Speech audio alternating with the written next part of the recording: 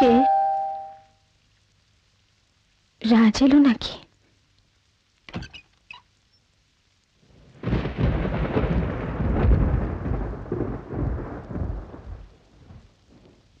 কি ব্যাপার অনু, তুমি আমাকে কিছু না বলে চলে এলে? চলে তো যেতেই হবে। কি বাজে কথা বলছো। শোনো, একটা সুখবর আছে তোমার অসুখের ব্যাপারে। আমার অসুখ?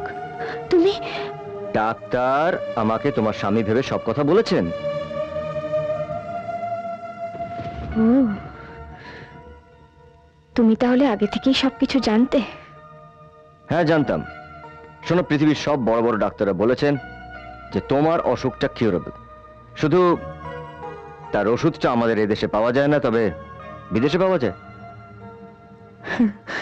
তাতে কি হবে, আমরা তো আর বিদেশে নেই। বলছি বলছি সব বলছি। আমার এক বন্ধু রনি, বড় বিজনেসম্যান, হ্যান্ডসাম, ওর কাছে আমি তোমার সব রিপোর্টগুলো পাঠিয়েছিলাম এবং তার সঙ্গে আমার তোলা ছবিগুলো। আর ওকে আমি তোমার সম্পর্কে সব কথা বলেছি। ও তোমাকে বিদেশে নিয়ে যাবে, তোমার চিকিৎসা করাবে, তারপর তোমার সব দায়িত্ব নেবে, মানে বিয়ে করবে।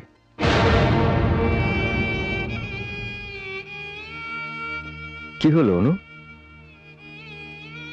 চুপ করে আছো কেন?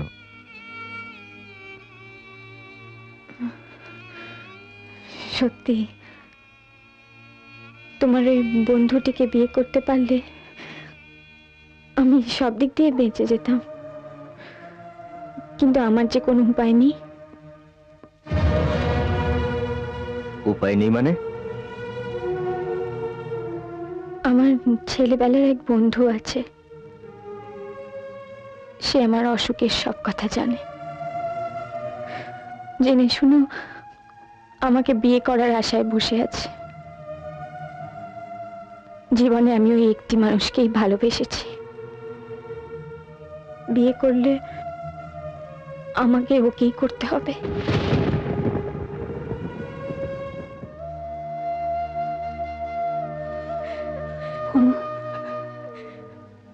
অনুমা, কি হয়েছে মা?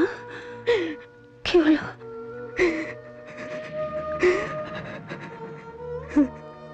কি রে, কি হয়েছে?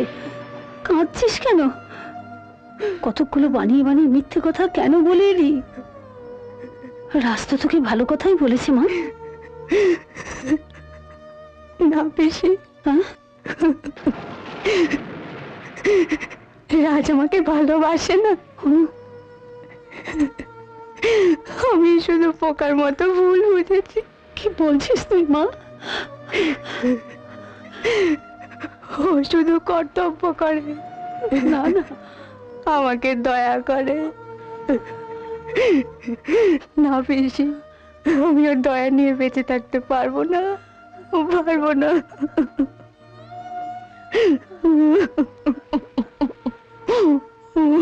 অনু আর ও পিসির জন্য একটু ভোগের প্রসাদ নিয়ে যাব মা, আরতির পর। তোমাকে একটা অনুরোধ করব? বলো।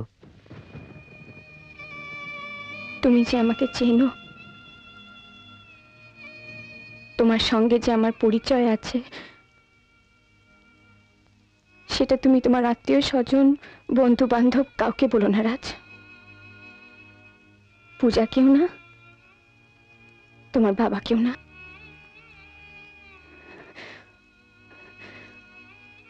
আজ পর্যন্ত তুমি আমাকে অনেক দিয়েছো, আমার এই শেষ অনুরোধটুকু তুমি রাখো। রাখবে তো রাজ? বলো রাখবে? বেশ,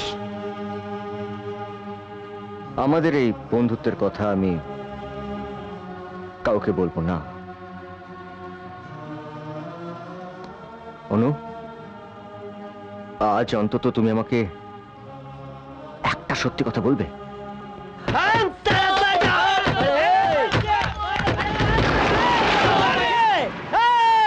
এখন কি পাড়ার মধ্যে সব খোলাখুলি ধান্দা শুরু করে দিলি নাকি?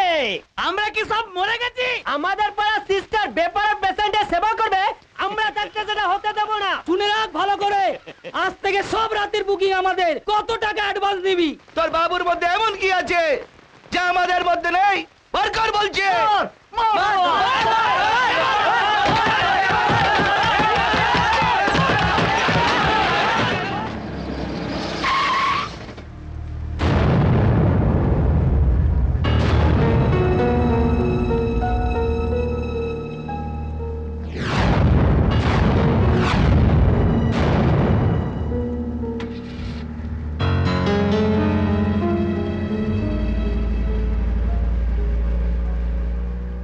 এসব কি শুরু করেছো তুমি? আমাদের তো এই পাড়া আরো কিছুদিন থাকতে হবে। থাকবেই তো, কে কি বলবে? হ্যাঁ, আমি ওদের মুখ বন্ধ করে দেবো। না, তোমাকে আর কিচ্ছু করতে হবে না। অনেক করেছো আমার জন্য। এবার তোমার কর্তব্য পালন, তোমার দায়িত্ব পালন, তোমার অভিনয় দয়া করে বন্ধ করো। অভিনয়? হ্যাঁ হ্যাঁ, অভিনয়। তুমি তুমি আর এখানে কোনোদিন এসো না, কোনোদিন না।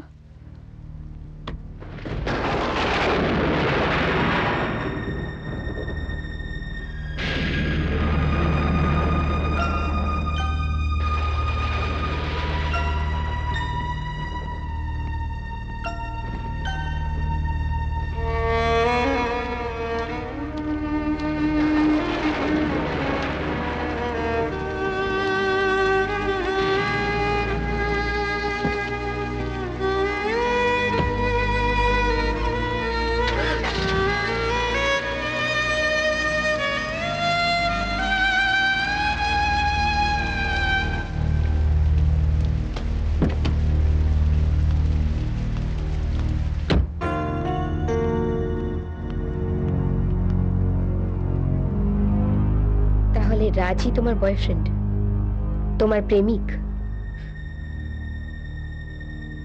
না পূজা,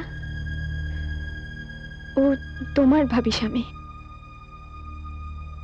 আমার শুধুই পরিচিত। মিথ্যে কথা। এখন বুঝতে পারছি তখন তুমি আমাদের বাড়িতে রাজকে দেখে কেন চমকে উঠেছিলে। শোনো, আমার জীবন থেকে বিশ্বাস কথাটা চিরদিনের মতো হারিয়ে গেল, আর তার জন্য দায়ী হয়ে রইলে তুমি। না পূজা, অমন কথা বলো না। আমি তোমাকে আমার বন্ধু ভেবেছিলাম। আমি তো তোমার বন্ধুই। না, কখনো না। শোনো পূজা, আমার আর বেশি দিন বাকি নেই। আমায় তো চলে যেতে হবে, আর কোনোদিন ফিরে আসবো না। এই শেষ কটা দিন আমি তোমার বন্ধু হয়ে থাকি। চুপ করো তুমি, তোমার মুখে এসব কথা আর ভালো লাগছে না। পূজা,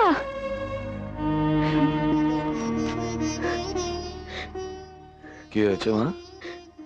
অনন্যার কাছে আমি হেরে গেছি বাবা, একেবারে হেরে গেছি। কি হয়েছে? আমাকে সবকিছু খুলে বল স্বদেশ। তোর ছেলে আমাদের সকলের মুখে চুন কালি মাখিয়ে দিয়েছে, পূজার জীবন নিয়ে ছিনিমিনি খেলেছে, চৌধুরী বাড়ির সুনাম সম্মান সম্ভ্রম সব ধুলোয় মিশিয়ে দিয়েছে। কিভাবে? কলকাতায় নতুন এসে অনন্যা নামে একটা বস্তির মেয়েকে নিয়ে সে দিনের পর দিন বেলেল্লাপনা করে ঘুরে বেড়াচ্ছে। বাস বাস বাস, এই কথা যদি আমার ছেলেবেলার বন্ধু স্বদেশ চৌধুরী না হয় অন্য কেউ বলতো, তাহলে আমি তার ঘাট ধরে বার করে দিতাম। এখনো ভুলে যাবার কোনো কারণ ঘটেনি যে আমার একটা ধৈর্যের সীমা আছে। আমি কি মিথ্যে বলছি? তুই কি বলতে চাস তোর ছেলে ধোয়া তুলসী পাতা? আমার ছেলে তুলসী পাতা না বেলপাতা আমি খুব ভালো করে জানি। পরের মুখে ঝাল না খেলে আমার চলবে। সত্যি কথা অনেক রথী মহারথীও সহ্য করতে পারে না, সেটা জানতাম, কিন্তু আমার বন্ধুও যে স্নেহের কাছে এত দুর্বল, এত অন্ধ ভাবতে পারিনি। চলে স্বদেশ, স্বদেশ শোন স্বদেশ। আমার মনে হয় না এরপরে আমার আর কিছু শোনার আছে, কিন্তু আমার মেয়ের সুখ, ভবিষ্যৎ, নিরাপত্তা আমার কাছে সবকিছুর ওপরে স্বরাজ। তার জন্য আমি পৃথিবী বিসর্জন দিতে পারি। স্বদেশ, স্বদেশ শোন স্বদেশ। বাবা, বাবা বোতলটা দাও। বাবা তুমি আবার মদ খাচ্ছ। বাবা বোতলটা দাও। বা কি শুরু করেছো কি তুমি? তার আগে বলো তুমি কি শুরু করেছো? কেন, আমি কি করেছি? অনন্যা কে? হঠাৎ এই প্রশ্ন? এই নামে কোনো মেয়েকে তুমি চেনো? তার আগে তুমি বলো যে তুমি তোমার ছেলেকে চেনো। আমার কথার উত্তর দাও। মেয়েটা কে তুমি বলো। বলবো না। বলবে না? মেয়েটা থাকে কোথায়? বলো মেয়েটা থাকে কোথায়? বলো। বলছি তো আমি কিচ্ছু বলবো না তোমায়। মেয়েটার সঙ্গে তোমার কি সম্পর্ক বলো। বলবো না। বলবে না? বলতে হবে। বলবো না বাবা, আমি তোমায় কিচ্ছু বলবো না, কিচ্ছু বলবো না, কিচ্ছু বলবো না। এতদিন ধরে তোকে এই শিক্ষা দিয়েছি, ভদ্র করে ছেলে হয়ে একটা বস্তির মেয়ের সঙ্গে বেলে লাপনা করতে লজ্জা করলো না? লজ্জা করলো না? এই,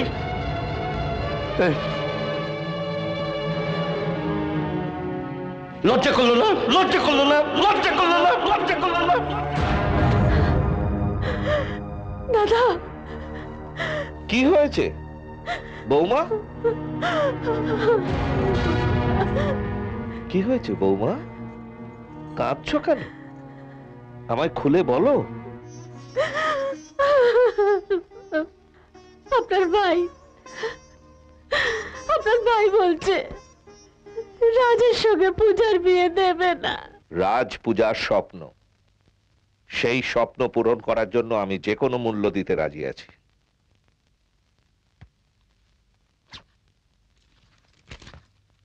এই নাও। 2 লক্ষ টাকার চেক। টাকা দিচ্ছেন কেন? তোমার ভালোবাসার দাম।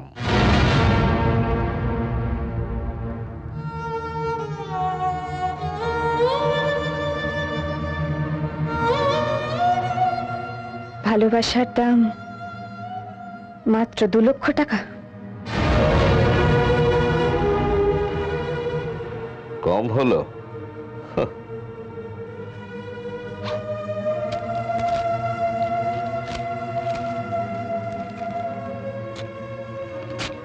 এই নাও, এটা ব্ল্যাঙ্ক চেক, সই করা আছে। অঙ্কটা যেরম ইচ্ছে ভরে নিও।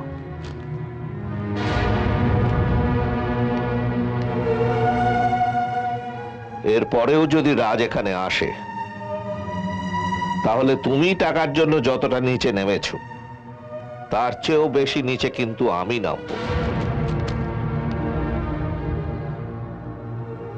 আমাদের পূজার যদি কোনো ক্ষতি হয়, তাহলে তোমার বাচ্চাকেও আমরা বাঁচতে দেব না।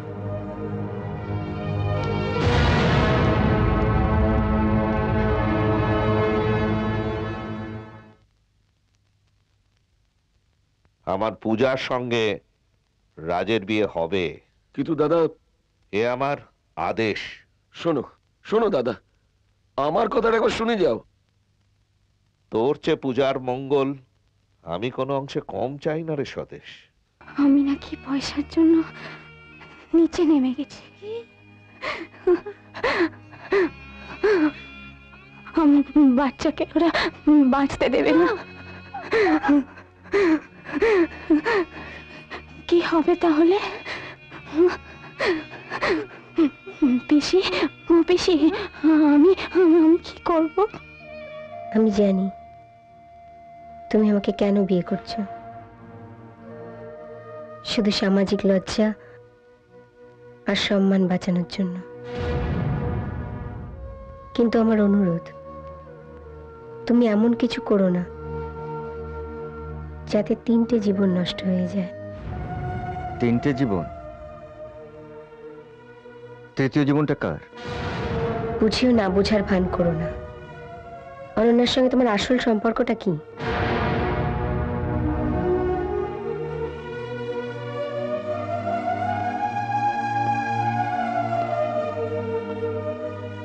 বলবো না। আমি আমার জবাব পেয়ে গেছি।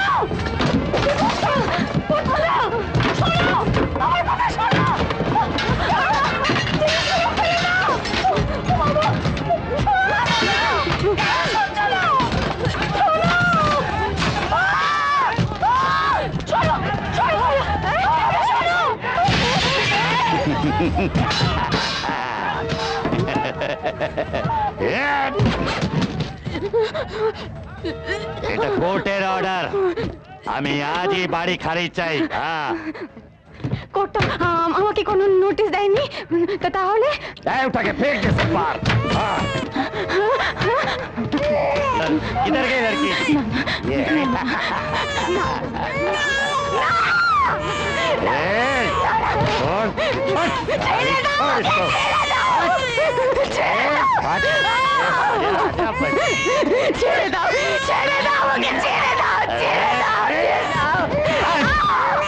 बेटी तू मेरे साथ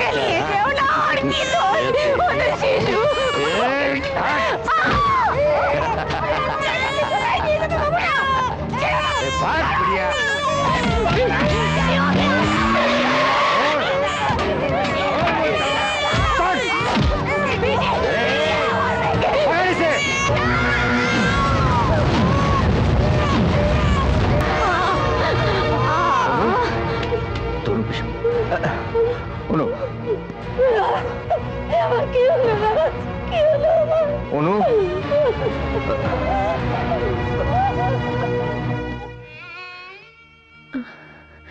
আমার মেয়েটাকে তুমি দেখো, দেখবো।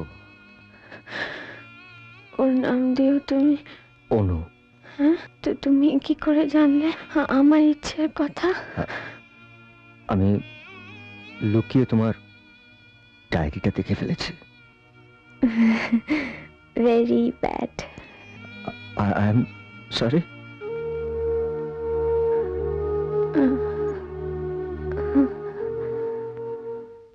ওই বিধবা মেয়ে ছেলে আর তার কচি বাচ্চা দুটোকেই আমি বরবাদ করে দেব।